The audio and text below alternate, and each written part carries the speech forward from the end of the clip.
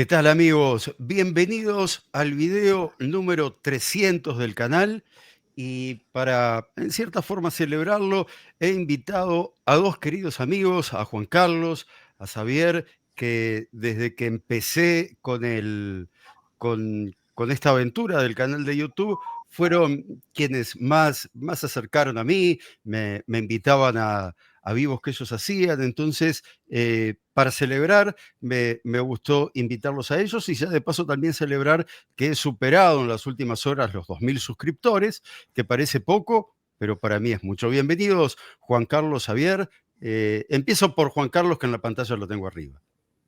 Bien, muchas gracias, felicitaciones a ti por ser el anfitrión y por supuesto felicitaciones a esos 2000, que pronto serán más, que te acompañan, bueno, que te acompañamos, que también estamos suscritos en esta aventura de contar evidentemente lo que supone la Hasbara, es decir, desbrozar las mentiras con la verdad acerca de lo que el pueblo y Estado de Israel tienen en esta situación o coyuntura, pero también en la historia, también explicar cultura hebrea y también explicar un poquito de Uruguay, lo cual es un combo bien interesante, pero a fin de cuentas todo ello es Gustavo Bailer. Gracias, Juan Carlos. Xavier, bienvenido. Hola, buenas tardes. Bueno, en primer lugar, gracias por la invitación. Felicitarte por esos 2000 suscriptores, que coincido con Juan Carlos en que van a ser muchos más. Y sobre todo por dar una visión desde una persona que siempre ha sido de izquierdas, de lo que es Israel, de lo que son las mentiras que hay día a día contra el Estado de Israel, mentiras que muchas veces permean y llegan al resto de Occidente, y por lo tanto te felicito por una labor que considero necesaria, ¿no? Y bueno, estoy también convencido de que te irás también abriendo a nuevos ejes temáticos con el tiempo, porque esto, como decía Antonio Machado, caminante no hay camino, se hace camino al andar. Así es, así es. Que Serrat supo musicalizar esos versos. Alguien muy querido, Serrat, aquí en el Uruguay, que le puso música también a los cuentos, a los versos de Mario Benedetti, uno de o el escritor tal vez más importante que ha tenido el Uruguay, pero bueno, digamos uno de los, porque a veces puede resultar un poco o muy personal decir el uno es tal, hay más de uno, y por suerte muchos personajes importantes de la cultura han nacido aquí en Uruguay. Pero vamos al tema que es una de las cosas que a mí más me preocupan en las redes, que son las fake news, las noticias falsas. Eh, Empieza cualquiera de los dos. ¿Cómo hacemos los divulgadores para darnos cuenta cuando estamos llegando a una verdad que no tiene por qué ser absoluta y cuando nos estamos enfrentando a una verdadera mentira? Bien, yo ahí puedo empezar comentando que el problema muchas veces está, en primer lugar, en los elementos que tú tengas para determinar si algo es verdad o no lo es. ¿A qué me refiero, por ejemplo? Mucha gente se traga las mentiras antisemitas que hay porque le falta información, ¿no? Es muy importante. Luego, hay otro problema, ¿no? Y es que un youtuber, bueno, primero tiene que ser honesto, ¿de acuerdo? Honesto no significa neutral. Ojo, la gente también se equivoca con eso. Yo no tengo problema en decirlo. En mi canal de YouTube estoy hablando cada 2 por 3 y lo seguiré haciendo de la dictadura venezolana y de la dictadura cubana. Y yo ahí, por supuesto que tomo partido, porque tomo partido con los presos políticos, con los demócratas. Pero eso no significa que uno no sea riguroso con las fuentes de información, debe serlo. Y lo primero que tiene que hacer un YouTube que quiera ser honesto y que no esté buscando el view por el view, ¿no?, es autorregularse. Y autorregularse implica ser autocrítico, a veces con lo que dice y con cómo lo dice. Pero la crítica tiene que partir de uno mismo para empezar, ¿no? Creo que así uno se puede poner delante del micrófono o delante de la cámara y decir, lo haré mejor o peor, pero yo luego me voy a dormir tranquilo. Yo creo que tenemos que partir de ahí.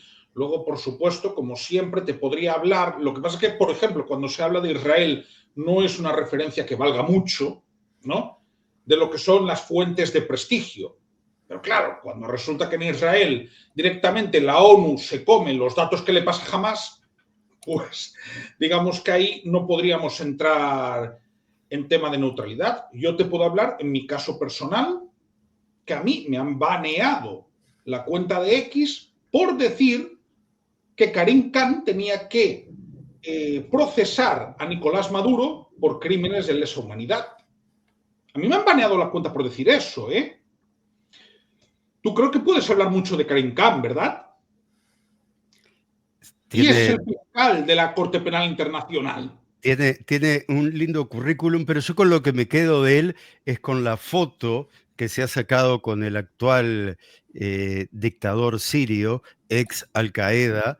Y cuando digo ex Al Qaeda es bueno saber que él en realidad lo que hizo fue, con autorización de Bin Laden y de Al Qaeda, cambiarle el nombre a su grupo para evitar ser bombardeado.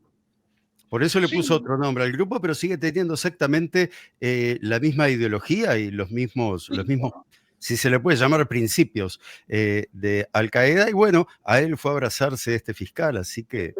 Pero date cuenta, y luego también está la falta de información. Yo hubo algo que me impactó mucho y es, por ejemplo, saber, va a haber en breve elecciones presidenciales en Polonia, ¿de acuerdo? Hay un candidato monárquico que tiene algunos diputados, pero es que es un candidato abiertamente antisemita. Yo esto no lo sabía. Me lo tuvo que decir una persona que vive en Polonia.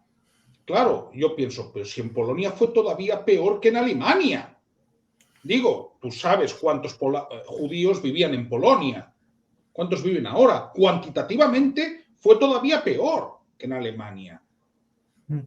Sí, se dice al final de la película de Steven Spielberg, La lista de Schindler, que afortunadamente pude comentar en mi canal con Antonio Muñoz Lorente. Como bien sabes, Javier, en mi canal está Antonio Muñoz Lorente y luego estamos todos los demás, incluido yo mismo, porque el éxito que tiene este muchacho es algo tremendo, algo estratosférico. Gustavo, bueno, espero no ser molesto a la hora de decir que, y es lógico, porque la emocionalidad a veces hace que sea difícil. No ves películas de la SOA, lo cual es algo que puede ser entendible perfectamente, pero en 1993, al final de la película, se ponen una serie de cartelitos cuando han vuelto al presente, porque, y creo que esto lo puedo decir, la película es en blanco y negro, pero está flanqueada como en un sándwich en color. Es decir, que en un primer momento hay una celebración hebrea en color y es el simbolismo de que llega el Tercer Reich y eso lo convierte todo en blanco y negro. Pero cuando ya se está terminando todo eso, vuelve a celebrarse el Sabbat y con las velas, tal y como terminó el color, la llama de la vela, simbolizando la esperanza de que todo ese periodo tan oscuro desaparece, vuelve el color y a partir de ahí se expande, como que ese alma interior vuelve a eclosionar. Y se dice, los hijos y nietos de Schindler, de los judíos de Schindler, son unos 6.000. Y en el momento en el que se graba la película en 1993 quedaban poquito más de 4.000 judíos en Polonia. Es decir, quedaban en Israel más hijos y nietos de Schindler, de los judíos de Schindler, que polacos en Polonia, que judíos en Polonia, perdón. Lo cual ciertamente indica que, evidentemente, se suele decir aquello de que la SOA es asunto de los alemanes, y es cierto. los alemanes que tuvieron una participación no solamente directa en los campos, sino también aquellos que callaron, estando oliendo, viendo, sabiendo, conociendo. En 1940, lo dice mi amigo Oscar Maragaño, que es chileno, el hecho de que en 1940, en el bombardeo de Hamburgo, se comentaba entre aquellos que lo sufrieron unas cartas que está documentado diciendo: esto es por lo que lo hemos hecho a los judíos.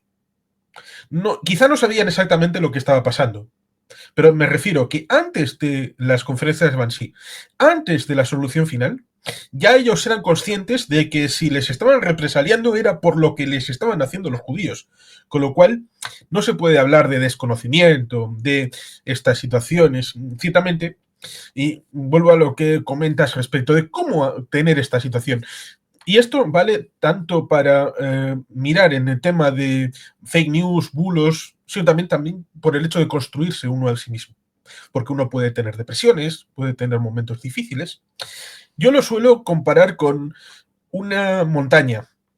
Si tú subes una montaña, ya sean por intereses, por elementos que puedan enriquecer a la persona, es como esos riscos que lo convierten en ese deporte que subes una pared con todos los agarraderos y todo esto, porque una persona va a caerse, en algún momento va a tener un sufrimiento, va a tener una dificultad, y cuando cae, si hay un rocódromo, esa sería la palabra, en algún momento de la caída se arranca, se coge y no cae hasta abajo del todo.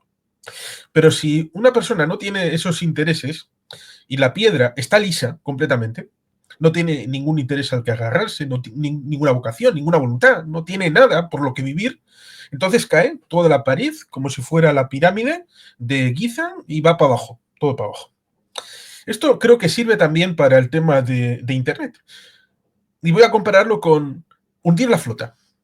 Cuando uno tiene todo el campo de agua ausente de lecturas, de ver documentales, de interesarse por cuestiones de historia, uno le pueden lanzar esos misiles, esos piedros, y darán en agua, porque no hay nada, porque le podrán decir, en el Pleistoceno había naves como los Vimanas y, bueno, si nunca te ha interesado ni la cultura india ni la prehistoria, te pueden decir que ahí estaba Papá Pitufo jugando con un Tyrannosaurus Rex, que ¿cómo lo vas a rebatir? ¿Cómo vas a decir, no, eso no es posible? ¿Por qué?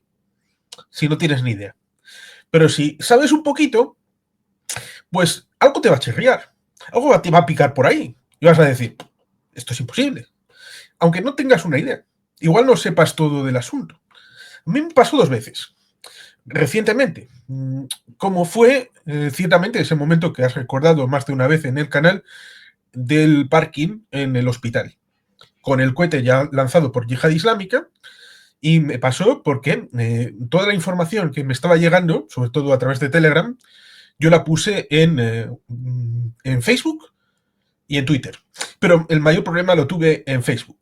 Yo fui el único de todos los contactos que tenía que esa noche, porque fue de madrugada, también en el segundo caso fue de madrugada, fui poniendo todos los mensajes, y fueron decenas, cientos de mensajes, actualizando la información, y me insultaron gravemente, gente incluso cercana a mí, diciendo que era mentira, que estaba cubriendo a los asesinos genocidas de Israel, y yo poniendo claramente esto. Es algo distinto. Ha sido un cohete que han lanzado ellos mismos y que no han llegado a Israel y ha impactado, y además no hay 500 muertos, no ha destruido el hospital.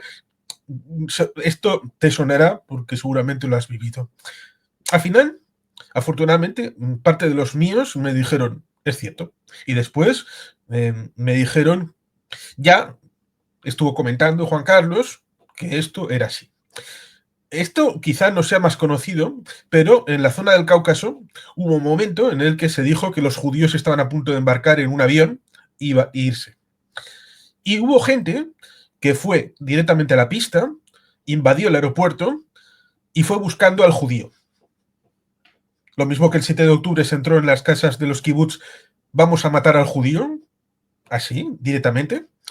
En este lugar del Cáucaso, dentro de Rusia, se fue a las pistas del aeropuerto a sacar a los judíos de los aviones. Lo cual, evidentemente, tiene reminiscencias de lo que acabo de comentar antes, de los del acuarelista austríaco. Y también, aparte de que había puesto a poner toda la información, vídeos y todo esto, me volvieron a decir, no, estás exagerando, es mentira, todo esto. Bueno, pues al final se quedó en nada porque ni siquiera fueron capaces de reconocer que esto había sucedido. Pero estas cosas suceden.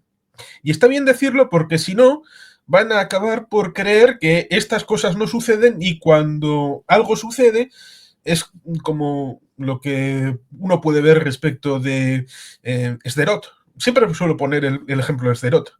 Cuando desde Gaza lanzaban misiles contra Sderot, eso no es noticia. Cuando desde Sderot el Chajal responde, aparentemente para Radio Televisión Española, para la RAI, para la BBC, para la televisión francesa, Israel está atacando a Gaza. No. Israel está protegiendo a los ciudadanos de Sderot, sean judíos, sean cristianos, sean musulmanes, sean drusos, sean lo que sean, porque tienen derecho a defenderse. Y no a defenderse ellos. Lo hace el Chajal por ellos. Es un Estado democrático.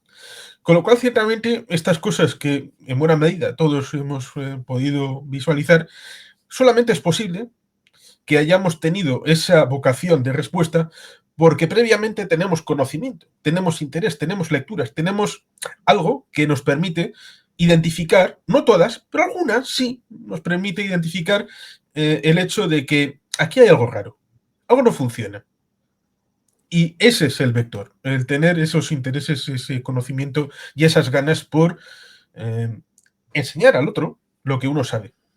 Y por eso seguramente también es importante el hecho de escuchar a los demás. Fíjate lo que decía antes Juan Carlos. Efectivamente, sin ganas, sin interés, sin ese principio inicial, no habría mucho que hacer. No habría nada que hacer. Pero creo importante señalar e insistir en cuestiones como, por ejemplo, los sesgos de confirmación. Primero, asumir que los tenemos todos, ¿no? Empezando por uno mismo, porque uno mismo no puede ser exigente con los demás si primero no se exige a sí mismo. Pero una vez que tú sabes que tienes esos sesgos, tamizas la información y puedes llegar a tus conclusiones. Pues, por ejemplo, como tu canal está sobre todo especializado en Israel, yo puedo decir que en Occidente y concretamente en el Estado español hay un antisemitismo basal. ¿Por qué digo esto? Porque en mis 41 años de vida llevo escuchando desde el parvulario: no seas como los judíos que crucificaron a Jesús, no escupas como ellos. 2. Los judíos están puntos suspensivos en Gaza y en Cisjordania. 3. Ver cómo la televisión, la radio, los periódicos, incluso en parte de la derecha, y esto solo está cambiando algo en los últimos años, compraban automáticamente, con muy pocas excepciones, quizás una de ellas sería la de Enrique Zimmerman, ¿no? El mensaje en su día de la OLP, después de la ANP y ahora de Hamas. Cuando uno ve todo esto y cuando uno se da cuenta de que hay que rascar bastante para tener un criterio, digamos que resulta más fácil. Yo, esta hay una cuestión, Gustavo y Juan Carlos, desconfío mucho de las unanimidades, mucho, en general. Digo de las unanimidades en el debate político. Entre otras cosas porque muchas veces esas unanimidades sirven para canalizar pulsiones sociales inconfesables, de las cuales, por cierto, tu pueblo ha sufrido durante siglos. ¿Qué eran los pogromos sino una forma de canalizar el descontento social focalizándolo en una minoría? Eran eso. Y lo eran ya en la península ibérica en el siglo XIV. Había un motín de subsistencia, había una crisis social, la gente pobre estaba revuelta. ¿Qué era lo fácil? Ah, no, han sido los judíos. Es que la peste. Sí, pero acusaban a los judíos de envenenar los pozos. Entonces, ¿qué había? Pues lo que había era un pogromo. Y esto lo hemos estado viendo desde el siglo XIV en la península ibérica. Cuando tú ves esto, y cuando ves que además, seamos sinceros, España, en este sentido, creo que no ha hecho los deberes de verdad con el pueblo judío. No los ha hecho. ¿Por qué? Sí, Primo de Rivera pudo hacer el edicto que daba la nacionalidad a los sefardíes porque es que había ya muy pocos judíos en España. Esto para empezar. Que eso luego de rebote pudo servir para que iniciativas individuales como la de Ángel Sanz Briz salvasen a miles de judíos. Pero no era porque a Franco le apeteciese mucho. De hecho, el discurso franquista era un discurso, como mínimo en lo retórico, antijudío. Sí es verdad que diferenciaban entre askenazíes y sefardíes. No les daban el mismo trato. Pero no era un régimen amigo del pueblo judío. Y al Estado de Israel no lo reconocen hasta 1986 porque no les queda otro remedio. Porque es cuando definitivamente se quedan en la OTAN y cuando se entran en las comunidades europeas, ¿no? Y España, creo recordar que era la única democracia occidental en aquel momento que no reconocía a Israel. Sí, hasta el punto de que se les dijo taxativamente, sobre todo desde Países Bajos y desde Alemania, si quieres entrar en las comunidades europeas, debes reconocer a Israel. Y si no, ahí está la puerta. ¿En qué año asumió Felipe González? En 1982. El reconocimiento de Israel es en 1986, que es cuando España entra en las comunidades europeas. Debo decir también y matizar que en aquel momento había un grupo dentro del PSOE, estoy pensando por ejemplo en la familia Mújica, ¿no? Y algunos cuadros... Mújica Herzog, efectivamente, de origen judío, y había un grupo de cuadros, no hablo de militancia de base, pero sí había un grupo de cuadros en el Partido Socialista, en los gobiernos de Felipe González, que sí eran como mínimo amigos de Israel, ¿de acuerdo? Un grupo de cuadros. Eso facilitó el trabajo, pero también es cierto que ese grupo pudo hacerlo porque la coyuntura internacional obligaba a hacerlo, ¿no? Pero luego lo que tú has ido viendo en los informativos, repito, en la radio, ha sido siempre que el Estado de Israel agrede. Claro, no te explican todo lo que hay detrás. Y yo he tenido que hacer, digo en mi caso personal, un esfuerzo bastante grande de documentación para llegar a la conclusión, digo, con los años, esto más o menos ya había llegado a esa conclusión a los 20. Pero ojo, llegué yo solito, no era por los inputs que tú recibías. Los inputs que tú recibes en el Estado español, muy mayoritariamente, son para que tú pienses que el Estado de Israel es un Estado que no respeta la legalidad internacional. Esos son los inputs que te van a llegar, digamos, basales, de la gente del común. Vamos a ver, yo he estado tomando un café en un bar tan tranquilo y escuchar a gente gritando a voz en grito que los judíos, ojo, no Israel, los judíos, que esto a mí me parece doblemente grave, entre otras cosas porque creo que la población judía en Israel es entre el 73 y el 75%, no es más. Hay árabes, hay cristianos y hay drusos, ¿no? Que los judíos eran unos asesinos. Cosa que no se le ocurriría decir si se hablase del Partido Popular, del Partido Socialista o de otro partido político. ¿Por qué? Porque esa persona contaba con que el auditorio que tenía no iba a protestar. Por eso hablo de ese antisemitismo basal. Hombre, evidentemente, si estuviese delante Juan Carlos, probablemente sí diría algo. salvo que fuera una manifestación que pase por delante del Bachoqui con una pancarta de Israel genocida, que si hubieran dicho Cora Israel delante de todos ellos, pues yo creo que ahora no estaría aquí, sino estaría en el hospital. Pero si es 1-1, sí. Bueno, en Israel es tanta la democracia, suena un poco feo eso, es tanta la democracia, pero la semana pasada en una de las marchas, quienes iban delante de la marcha iban con un cartel que decía detengan el genocidio, en Tel Aviv. Es parte de la libertad. Y es parte de una oposición con la. Yo siempre digo lo mismo, yo me siento mucho más identificado con la oposición que con el Poder Ejecutivo en Israel, pero en este momento tengo grandes diferencias por la forma en la que se maneja la oposición, que a pesar de que la prioridad es el regreso de los secuestrados, parecería que la prioridad es derrocar a Netanyahu. Entonces, miren que esto yo lo discuto prácticamente todos los días con amigos, amigos de la adolescencia, que hace más de 20 años están en Israel, que han hecho el ejército, que tienen a sus hijos en el ejército, y también no solo con uruguayos, con argentinos, con israelíes, ¿no? Nacidos allá.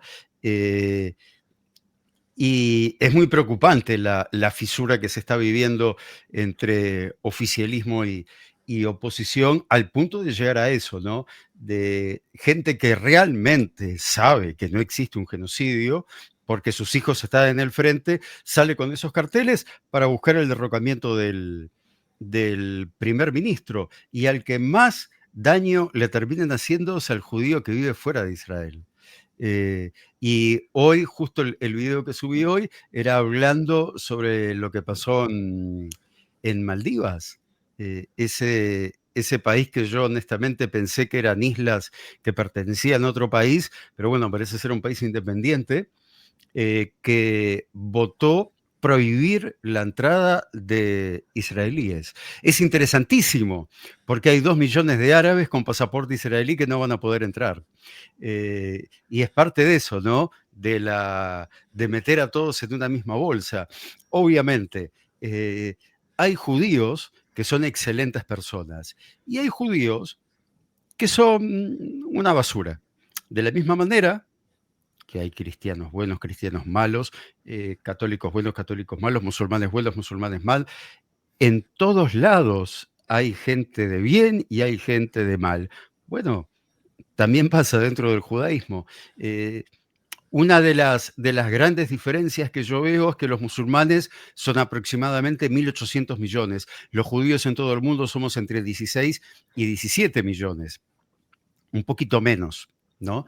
Lo que hace que la propaganda termine siendo a favor de los que realmente tienen el poder. Fíjense que los musulmanes son dueños de la mayor parte del petróleo del mundo, mientras que los judíos no. Claro, Y sin embargo, eso no pero fíjate nunca. una cosa. Estoy de acuerdo ¿Sí? con lo que dices. Estoy de acuerdo con lo que dices totalmente. Pero también es justo decir que tradicionalmente el cristianismo o el catolicismo, mejor dicho, tampoco es que haya tenido una actitud muy amigable hacia el judaísmo. Claro que no, claro que no, claro que no. Por suerte, el cristianismo, el catolicismo, bueno, las diferentes ramas dentro del cristianismo, creo que la virtud que han tenido es evolucionar y llegar hoy al siglo XXI entendiendo que se puede convivir con quien es diferente a uno, cosa que el Islam aún no ha hecho. Está muy lejos de hacerlo. Y me podrán decir, no, son 1.800 millones. Obviamente que no son todos iguales, pero los líderes, lamentablemente, van en ese camino. Por ejemplo, la nación más importante del Islam ni siquiera es árabe, es persa, es Irán, y todas las ramas que gobiernan en Irán, ya sea políticamente, militarmente o religiosamente, llaman a la destrucción del Estado de Israel. ¿Qué es lo que tiene que hacer el Estado de Israel? ¿Esperar a ser destruido para después defenderse? Yo creo que no, es imposible dejarse matar para después contraatacar. Entonces, si alguien te amenaza, lo mejor que podés hacer es atacar primero. Sin embargo, estaría hoy muy mal visto y criticado a nivel internacional si Israel decide atacar Irán. Cuando, inclusive militarmente, el primer ataque que hubo fue de Irán hacia Israel con el lanzamiento de los misiles. Pero por Sí, alguna sí, dos razón, veces, dos veces. por alguna razón, los culpables siempre son los judíos y cuando nos defendemos nos dicen, claro, ahora te estás victimizando. Sí, efectivamente ha sido dos veces que Irán atacó, Israel contraatacó, con el hecho evidente de que la cúpula de hierro, el sistema de defensa tricapa de Israel funcionó estupendamente y cuando va a caer en un descampado o en zona desértica, pues evidentemente ese cohete porque es un gasto enorme, cuesta un montón de dinero cada uno de los vectores de lanzamiento, por lo tanto, si se sabe que va a caer en un lugar descampado, ese no se intercepta porque va a destruir que granos de arena, una piedra, bueno, la única situación en la que hubo un muerto, curiosamente, fue un llamado palestino que estaba en un lugar en el que en teoría no tenía que estar, fue el único asesinado por Irán, con lo cual hasta en eso deberían de fijarse en el hecho de que ¿a quién hacen daño? Pues en teoría a los suyos. Israel ciertamente tiene una situación complicada y que desde fuera, si se explica de una manera racional, no se entiende. No se entiende el hecho de... Puede gustarte más o menos el tema de Netanyahu. Yo creo que jamás le habría votado a Netanyahu por mi forma de ser, por mi forma de entender. Probablemente no sabré a qué partido habría votado porque es una situación complicada, pero creo que a el partido de Bibi no. Pero una cosa es que te guste o no te guste Bibi, el hecho de que la Knesset es una elección democrática, son 120 escaños, una elección en la que el voto es tan importante que al ser circunscripción única permite y curiosamente incentiva, con lo cual yo creo que habría que cambiar la legislación electoral en Israel y hacer circunscripciones electorales, porque permite que si hay unas disidencias dentro de los partidos, puedes separar tu rama de partido sabiendo que puedes tener algún acceso a algún escaño en el Parlamento israelí. Y siendo tan fragmentado en la actualidad, no solamente sacar uno o dos escaños, sino ser importante a la hora de la configuración del siguiente gobierno. Con lo cual, esa incentivación a la hora de... Yo me llevo mal con los dirigentes antes de lo que era Kadima, o antes cuando estaba todavía el Likud, o cuando ha estado el partido de Bibi, podía ser contestatario respecto de la línea oficial.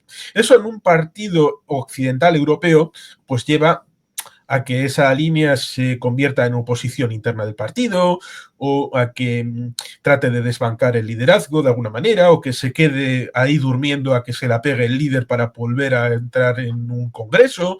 Pero en Israel sucede esto. Yo me llevo mal con el líder, no me pone en donde yo creo que tengo que estar. Pues monto un partido, me presento a las elecciones y saco 1 o 2 escaños. Eso es complicado. Pero lo que iba a decir es el hecho de que hay algo que sería inaceptable, como es esos reservistas que dicen, no me gusta Bibi, no voy a defender a Israel. ¿Pero qué demonios está usted diciendo? No me gusta Bibi, no me gusta lo que hace el gobierno, con lo cual yo soy piloto, ya sea en la reserva o en el ámbito oficial, yo no voy a pilotar el avión. Eso jamás sería aceptable en un país eurooccidental, lo cual resulta curioso porque en Eurooccidente se aplaude con las orejas. Bien, esos son bravos, hacen de puta madre. Es más, en el ejército israelí es posible desconocer la orden de un superior. Ahora explico cómo. Si un superior te da una orden que tú puedes demostrar mediante una demostración in situ que es incorrecta, tú puedes desconocer esa orden y no te pueden, digamos, que sancionar. ¿Qué ejército en el mundo permite eso? No, solo el de Israel. De hecho, hay un término en hebreo, creo que es algo así como prueba, ¿no? Pero existe ese protocolo, ¿no? Si a ti un superior te da una orden y tú puedes demostrar in situ, por ejemplo, de montar una tienda, que esa orden que te están dando es incorrecta, tú puedes desconocerla. No, tú en cualquier ejército del mundo se entiende que no hay lugar al debate o a la discusión. Si un superior te da una orden, tú tienes que cumplirla. Por lo tanto, esto nos permite darnos cuenta de dónde venimos. Luego, venimos de un país que nace como un experimento social bastante curioso. Los principales partidos, que esto hay que recordarlo, de la independencia de Israel eran de izquierdas, tanto el Mapai como el Mapam. Y, por cierto, bastante de izquierdas, ¿no? Precisamente estuvimos hablando el domingo en un conversatorio, Juan Carlos y yo, sobre la segunda parte del Padrino, ¿no? Y hablábamos porque hay un personaje judío, ¿no? Hablamos un personaje secundario, Hyman Roth, ¿no? Que se explica como en el Israel de finales de los 50, de 1959 aproximadamente, ¿no? Él intenta escapar allí e Israel le dice, no, no, no, tú no entras, tú te vas. Lo digo por toda la mitología que se ha creado alrededor, ¿no? De Israel como un estado de ricos. No, no, señores, que el Israel independiente no es, de las primeras décadas no es eso, ¿eh?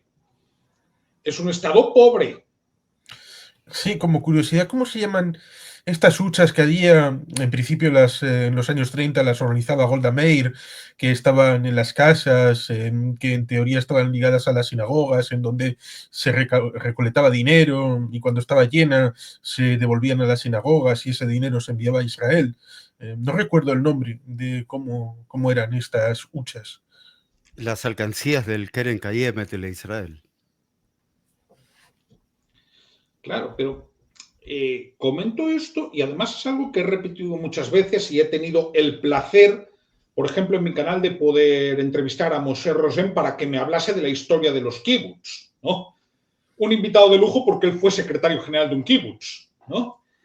Lo he dicho muchas veces, lo que más se parece al comunismo que funciona razonablemente bien es un kibbutz, que es una creación judía. Eso es lo que mejor funciona, que puedes considerar comunal, comunitario, a una escala que va más allá de una familia, ¿no? Y funciona razonablemente bien, no sin conflictos, no sin discrepancias, pero sigue existiendo esa institución desde hace más de 100 años. Entonces, hay que hablar de que el caso de Israel es un caso de una democracia que se va construyendo en un entorno extremadamente hostil, que tiene que defenderse desde el mismo día de la independencia. Y digo defenderse porque Israel sí aceptaba el plan de 2 estados de la ONU. Lo aceptaba. Pero desde el día de la independencia, desde el día que David Ben Gurión, con el retrato de Theodor Herzl detrás, lee la declaración de independencia de Israel y el último mandatario británico coge el barco, agarra el barco en Tel Aviv y se va, creo que fue por Tel Aviv, Israel se tiene que estar defendiendo. Desde ese día, estamos hablando de un país que lleva 70 años defendiéndose de sucesivos intentos de invasión y de vecinos... No, de invasión no, de exterminio. Sí, quiero decir, que niegan su derecho a existir. Egipto tardó unas cuantas décadas en reconocerlo. También Jordania. Y lo acabaron reconociendo, entre otras cosas, por los problemas que les creaban los llamados palestinos, que si quieres hablamos de eso. Pero claro, El rey Hussein de Jordania, cuando vio la que le montaban los llamados palestinos, dijo, no, mejor entenderme con Israel. Egipto, ¿por qué Egipto no quiere saber nada de acoger refugiados en el Sinaí, por ejemplo? Es que, claro, incluso un país que no es en absoluto amigo de Israel, como Arabia Saudí, cuando se recibieron ataques de Irán, de los cohetes, dio algún tipo de ayuda logística. Cuando Arabia Saudí es una teocracia y además es una teocracia proselitista. ¿De acuerdo? Pues habrá que preguntarse que es que Israel no hace las cosas tan mal. Sí, efectivamente, cuando Arabia Saudí fue amenazada, porque la amenaza era regional de Saddam Hussein en 1990 y 91, cuando en agosto, el día 2 de agosto de 1990, invade Kuwait, y con alguna razón, porque en la guerra anterior, la del 80-88, Irak sirvió de escudo a las monarquías del Golfo, que no iban a hacer nada, pero veían con dificultad porque estaban tres modelos de ciudadanía. Estaban los sunitas, que eran los que tenían la renta petrolera, el tema del dinero. Estaban los chiitas, que, bueno, eran más o menos tolerados, pero no tenían derechos políticos. Y luego estaban los de la kafala, que podían ser palestinos, podían ser tibetanos, podían ser indonesios, que eran gente esclava directamente y eran la mayoría de la población. Con lo cual podemos hablar de un 70%, de un 14% de chiíes y un 16% de sunís. En los años 80, debido a la revolución iraní, evidentemente hacía una semejanza respecto de lo que fue la revolución soviética para expandir los ideales del comunismo, pues Irán, a través de la revolución de Khomeini, trataba de reproducir ese esquema en el ámbito religioso. Y ahí tenemos su herencia con los proxies.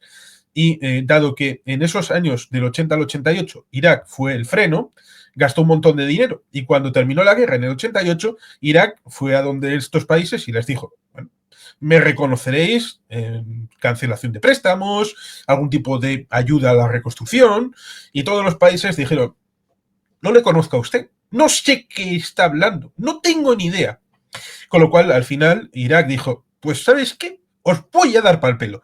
Y invadió en el agosto del 90 de Kuwait. Pero Arabia Saudí también estaba amenazada. ¿Qué hizo Israel?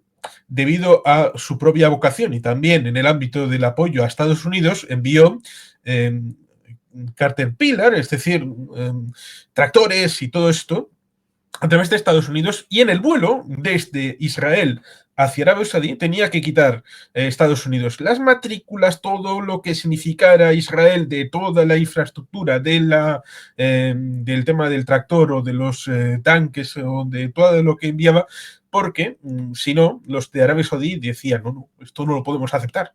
Ah, pero si no aparece ni una sola marca de que Israel ha tocado esto o lo ha fabricado, entonces sí. Entonces, perfecto. Ayuda internacional desconocida.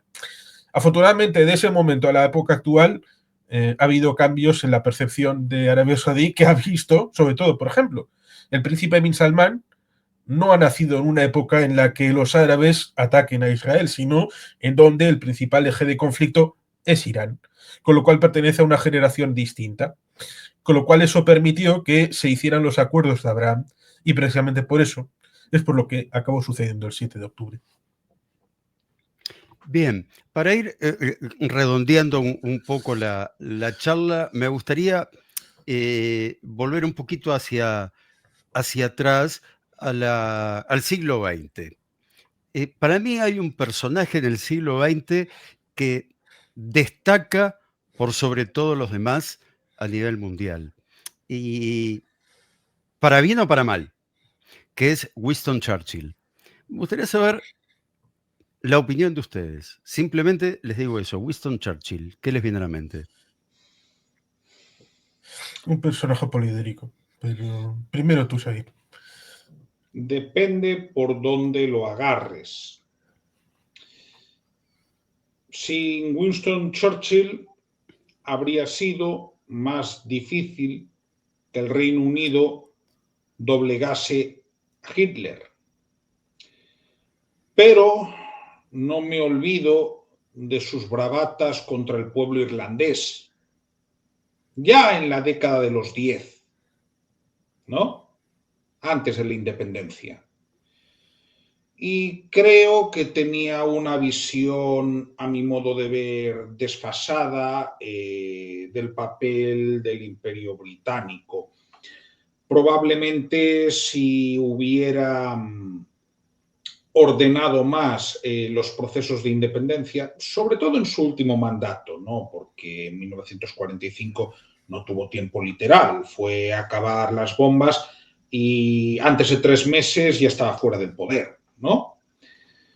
Pero vamos a ver, el problema de Winston Churchill, como pasa con muchos grandes líderes, es que lo conocemos por su papel en la Segunda Guerra Mundial, que tuvo sombras, pero valoramos la victoria y valoramos evidentemente que el Reino Unido, con todos sus peros, era un mejor país que la Unión Soviética. Ahora bien, yo no me olvido de que el hombre en los años 30, por ejemplo, él a título personal, en España, prefería a los nacionales que a los republicanos.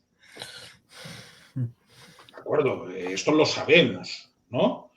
Cosa que, por ejemplo, no hizo Eamon de Valera en Irlanda. Ojo, Eamon de Valera en ese tema de la Guerra Civil Española sí fue bastante más neutral de lo que fue Churchill, ¿no? Hubo un batallón de un medio loco, sí, bueno, pero eso no, sí, pero que los tuvieron que echar por inútiles. Los tuvieron que echar, el llamado batallón irlandés. Y de hecho también había luego una brigada irlandesa de obreros, ¿no? Que combatieron con la rebelión. Sí que es cierto que los irlandeses cuando llegaron, esos que llegaron, dijeron que no iban a combatir en tierra vasca porque eran católicos y que eso Claro, no lo aceptaban. Claro, pero quiero decir, mientras que, hombre, Churchill vía Juan March, es que parece que hay que contarlo todo, no. Vamos a ver, claro que influyó en la política española. Es más, si Franco al final se anima a dar el golpe de Estado de 1936, es porque tiene, por un lado, garantías financieras de Juan March. El Dragón Rapid, por ejemplo, el avión que lo traslada de Canarias, él estaba, si no recuerdo mal, en Las Palmas, ¿no? Sí. Y ejecuta el asesinato de un general para poder ir al funeral y a partir de ahí coger el Dragon Rapid y ir a la península. Porque él creo que estaba en Santa Cruz y él va a Las Palmas precisamente a un funeral para tener una excusa, ¿no? Sí, y que es eso, que asesinaron a esa persona, ellos mismos. Claro, entonces, la garantía que tenía Franco, por ejemplo, era que en caso de que la cosa saliese mal, realmente... ¿Se ha congelado? Sí, se quedó congelado, Xavier. Se enojó y quedó ahí. Juan Carlos. No sé. Bueno, pues espero que vuelva. De Churchill podría decir que, claro, tiene todos los claroscuros de haber participado en un montón de cosas, porque creo que acabó cerca de los 100 años. Es una persona longeva, participó como periodista, participó en la guerra de Cuba y tiene una medallita que le dieron como corresponsal de guerra. Ahí es donde se aficionó a los puros. Luego participó en la guerra anglo-boer, donde fue preso y ahí adquirió cierta fama entre los británicos con las crónicas que escribía y también el hecho que fuera escapado de ese momento. Fue uno de los fugados y esa narrativa tan bonita fue y merecidamente, creo yo, premio Nobel de Literatura, aunque yo creo que se lo hubiera dado por las crónicas tanto de la guerra anglo-boer y de la Primera Guerra Mundial, y probablemente se lo dieron por eso. ¿Verdad? Cuando era corresponsal. Hablas del Churchill corresponsal antes de ser político. Sí, porque en las crónicas de la Segunda Guerra Mundial, digamos que es bastante parcial y se le ve el cartón. Aunque escribe muy bien también. Tiene una obra magna de 6 libros que en España fue publicada en la versión recortada de 2 tomos. Churchill es el que en 1942 no hizo lo que a veces se dice, es que mató de hambre a los indios. No, la cosa siempre es más civilina. Había unas reservas por si había problemas de suministro en la zona de Punjab, en la zona del Golfo de Bengala. Los ingleses, que estaban todavía conectados al sistema imperial en 1941-42, hasta el final de la guerra, por ejemplo, el primer ministro de Sudáfrica, Jan Smuts, pasó toda la guerra físicamente, a pesar de que era el primer ministro de Sudáfrica, en Londres, en el gabinete de guerra. A diferencia de Mackenzie King, que era de Canadá, o del primer ministro de Australia o de Nueva Zelanda. Hubo problemas a la hora del suministro. ¿Y qué hicieron? Pues en vez de coger únicamente lo que tenían que coger, pues cogieron todas esas reservas, con lo cual los del Punjab, de esta zona, se quedaron sin nada. Y al quedarse sin nada, acabaron muriendo de hambre. Con lo cual es hambre inducida, no directamente asesinato, pero sí hambre inducida, y son 2 millones de muertos.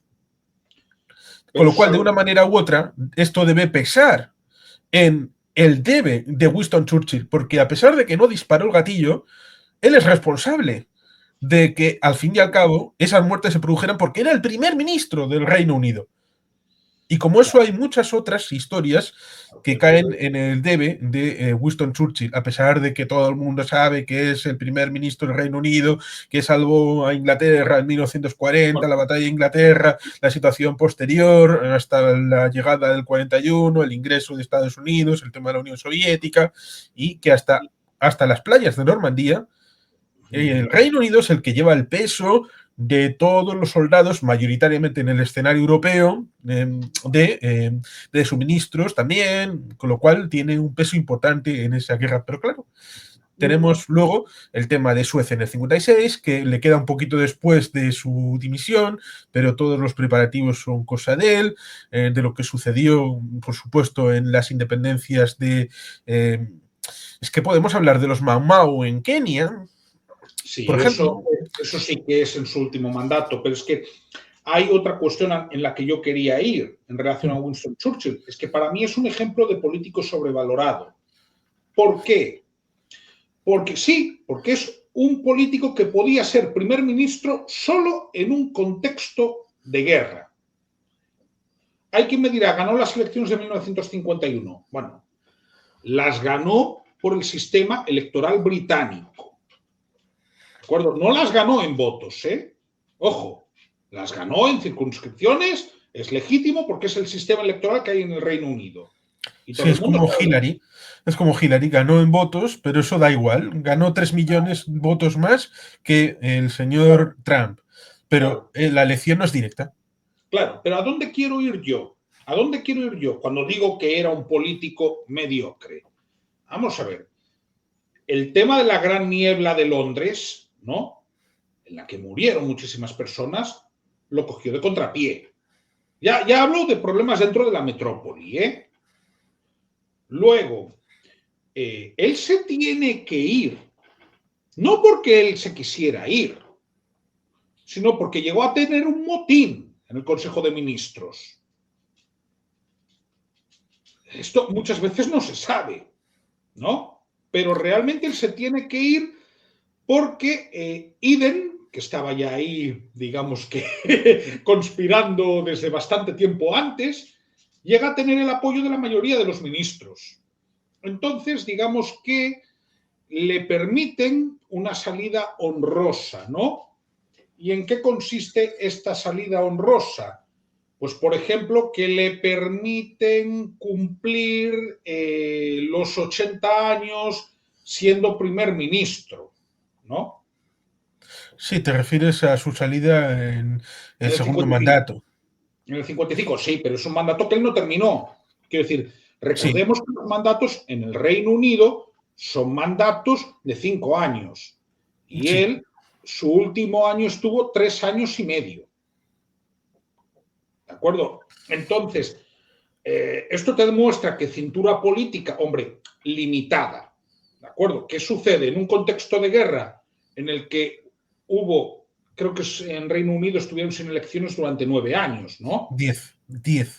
¿Desde el 35? Sí.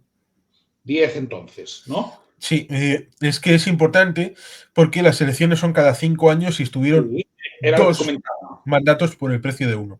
Hubo elecciones en 1935 y en 1940, precisamente en mayo, cuando obtiene el mandato del rey para ser primer ministro, es cuando en teoría tenía que haber elecciones. Es Efectivamente. cierto es que hubo un mandato para la ampliación de lo que fuera durante estuvo la guerra, pero es un tema interesante porque es un juego de espejos respecto de lo que sucede en Francia. En Francia se conoce más o menos lo que acaba eclosionando en mayo del 40 respecto de ese motivo, en teoría, de sucesión respecto de la Francia Vichy, cuando se establece el régimen de Pierre Laval, que en principio es el escudero del señor Pétain. El primer ministro era Reynaud, que en mayo-junio el gobierno se cae como un azucarillo y tenemos el 16 de junio del 40, en donde el primer ministro acaba deshaciéndose y el gobierno acaba yendo, en vez de a Normandía, que era donde quería, Xavier ha desaparecido, espero que no vaya a pedir exilio en Francia. Bueno, en Francia mejor ir de visita o comprar simplemente una baguette y un croissant y ya está. Pero bueno, lo que estaba diciendo, en el 16 de junio de 1940 hubo esa situación en la que el régimen CLAE colapsa y del 16 al 18 se produce esa transición al viceprimer ministro, que era ya Pétain, porque estuvo durante un año como embajador en Burgos, es decir, en el régimen franquista, desde enero-febrero del 39 hasta el enero-febrero del 40, cuando es rescatado para el gobierno francés directamente en tareas de viceprimer ministro. Y el 18 de junio es el día en el que Charles de Gaulle hace el espíritu desde el discurso radial en la BBC de Londres. Eso que supuso la dificultad interna de un gobierno y se vio claramente, y en principio está estudiado para la historia, donde en principio debió de haber ido como Charles de Gaulle, en principio, que era su secretario de Estado en el Ministerio de Defensa, no era mucho más, y en principio era coronel y luego le ascendieron rápidamente a general y acabó en Londres. Esa situación en la que en vez de hacer ese plan de se van a Normandía, de Normandía pasan a Londres y de Londres van a Argelia, que todavía estaba controlado por el país, por lo que era la Francia libre, fueron a Burdeos y en Burdeos acabó negociando ese armisticio trampa, que acabó cediendo al régimen del acuarelista austríaco. En Inglaterra pasó algo parecido. Había pasado el tema de Chamberlain, que está mal concebido, y hay gente que le defiende, y creo que hay razones para defenderlo, más allá del hecho de que era un régimen político egoísta, pensando únicamente en el interés británico y no pensando en nadie más. Lo digo porque cuando se venden en Múnich en 1938 está simplemente comprando tiempo con el precio de los checos, de los eslovacos, con el precio de los europeos y de la libertad de los polacos. Pero está comprando tiempo porque sabe que la industria aeronáutica del Reino Unido necesita un año para poder ser competitiva, para ir contra los alemanes. Necesita un año para poder poner a punto los Spitfire. Necesita un año para poder poner a punto lo que luego se hará en la batalla de Inglaterra. Pero estaba el ministro de Exteriores, Holly Fox. Estaba el Eduardo VI, que había sido rey durante un año, cuando ciertamente Wally Simpson era más pro-acuarelista austríaco que el propio ex-rey, sí, pero le manejaba bastante bien. Churchill, cuando estuvo rey, Eduardo, era bastante pro-acuarelista austríaco, y esto se suele olvidar. Y se suele olvidar también con la propaganda, con la película del discurso del rey, en donde Churchill aparece blanqueado. No es el histórico. El que aparece en la película es un Churchill que jamás existió, pero es el que la gente ha recordado, inferido desde el presente hacia el pasado. Había gente que estaría dispuesta a llegar a un acuerdo con el acuarelista austríaco en pos de defender una separación de esferas de influencia. Churchill afortunadamente dijo que no. Fue un obstáculo. Y en 1941 y en 1942 quisieron quitárselo del medio y hubo tensiones importantísimas dentro del gabinete en 1940, en el 41 y en el 42. La gente recuerda la situación chilene en mayo del 41 con el señor Hess atacando Escocia con su propia persona y un paracaídas. Pero sabía dónde iba. Sabía que había gente en el Reino Unido donde podía hablarse, donde podía haber un desequilibrio de fuerzas. Y esto podría haber llevado a desaparecer al señor Churchill y haber entregado a un régimen que hubiera sido el paralelo del régimen de Vichy. Con lo cual, ciertamente, la parte francesa se conoce y se hacen muchos memes de que los franceses solo saben rendirse. Pero, ojo, cuidado, que la historia para el Reino Unido también hubiera podido ser bien diferente. Y eso también merece un estudio. Claro, pero sucede una cosa. Hay que entender que Winston Churchill es fundamentalmente un nacionalista británico. Nacionalista británico de Estado, ¿de acuerdo? En el sentido de que no hablamos de un nacionalista como lo soy yo, como lo es Juan Carlos, de naciones sin Estado. O como lo ha sido Alex Salmond o Nicola Sturgeon respecto de Escocia. O podríamos hablar del norte de Irlanda, o en el caso de Irlanda entera, de Amon de Valera, de Michael Collins y de muchos otros. Entonces, o de Roger Cashman o de Patrick Pearse. Pero, ¿qué quiero yo decir con esto?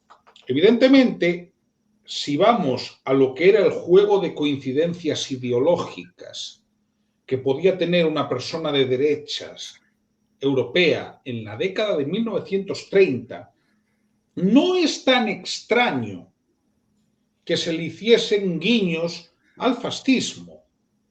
¿De acuerdo? Hombre, pasaba aquí en España con la seda. Bueno, el propio Churchill, en uno de sus puntos oscuros, dijo que simpatizaba con Mussolini porque Mussolini era anticomunista. Claro, pero ese fue el mismo argumento que luego dio el Reino Unido y Estados Unidos a partir de la administración Ike, ¿no? Eisenhower, para llegar a acuerdos con España. Y el propio argumento que acabó dando Churchill para tener buenas relaciones con España franquista en su último mandato.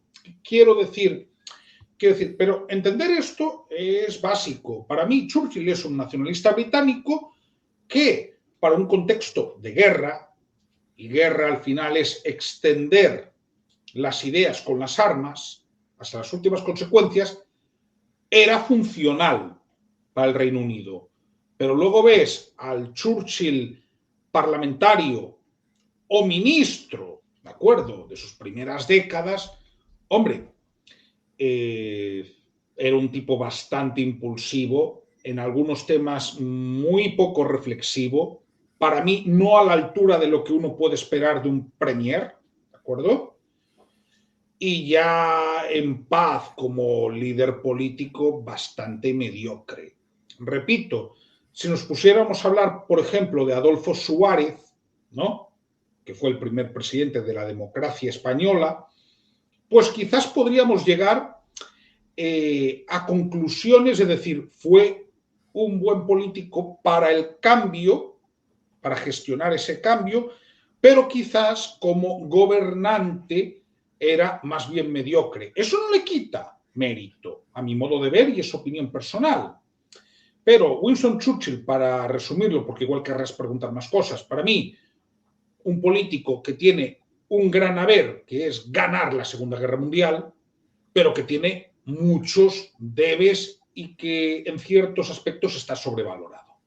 Y solo añadiré un elemento porque creo que debe decirse, y es el hecho de que cuando sucede eso en 1945-47 respecto de la posibilidad de quitar o no a Franco del gobierno, no solamente es por el tema del anticomunismo, sino porque previamente hay una desbandada respecto de los partidos que se supone deben de defender el gobierno en el exilio de la República Española, que están divididos internamente. Ya el Partido Socialista entra en la guerra civil dividido en tres, en Largo Caballero, Besteiro e Indalecio Prieto. Y en ese momento está dividido en dos, el doctor Negrín y Indalecio Prieto. Y más allá de eso, no había ningún tipo de acuerdo más allá del hecho de oponerse a Franco. Con lo cual sabían perfectamente de que era una desbandada y por lo tanto, dado que en la propia guerra civil el partido, que en principio eran 2 furgonetas, bueno, furgonetas es inferir un presentismo, 2 carros con bueyes en 1936, como era el Partido Comunista, pero termina la guerra siendo una parte fundamental de lo que ha ido construyéndose en el lado republicano. Sabían perfectamente en el 45-47 de que es el partido que tenía más capacidad de movilización, era el que a fin y al cabo podía convertirse en hegemónico, y por eso en el caso de intervenir podía caer el país en el lado soviético, no por ganas, sino por el hecho de que la única alternativa organizada era el Partido Comunista. Por lo tanto, dijeron los británicos y los estadounidenses, no, sin cinismo, bueno, pues dejarlo como está nos sale mucho más barato. Muy bien. Yo simplemente para cerrar este capítulo de Churchill, quiero decir que si no hubiera existido Churchill, este video lo estaban haciendo solamente ustedes dos y hablando en alemán. Quiero agradecerles por haberme acompañado en este ya más de una hora.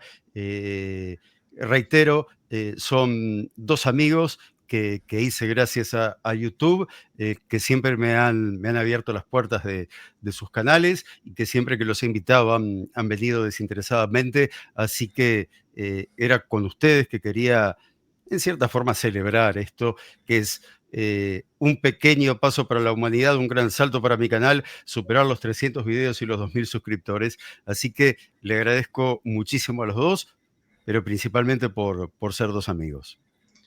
Muchas gracias, Gustavo.